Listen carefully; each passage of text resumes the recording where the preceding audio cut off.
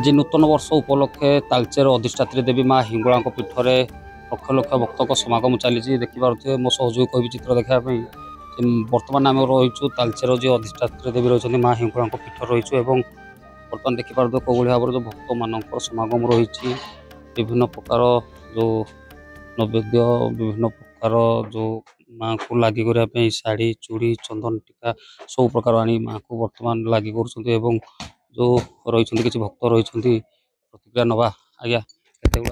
ये तो सका माँ को प्रथम दर्शन सका भी करूँ एबे भी आसचु माँ को दर्शन कर सका तो बहुत पाखापाखि माँ को ये 2000-3000 लोकर खेचुड़ी डालमा भी होता आम से माँ को मंदिर बहुत लोक होते पाखापाखि 10,000 लोकर समागम 10 रु ऊर्ध हे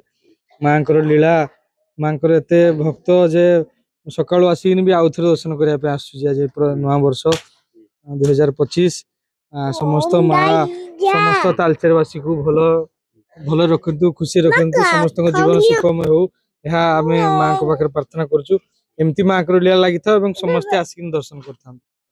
निहाती भाव जो भाव में किसी भक्त सहित आलोचना करूँ कि महिला भक्त रही आलोचना करवा आज माँ को आसी दर्शन निहाती माँ को तो दर्शन करी माने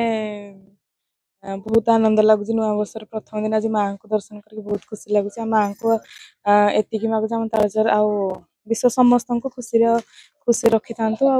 जहाँ भी इच्छा माँ से पूरण कर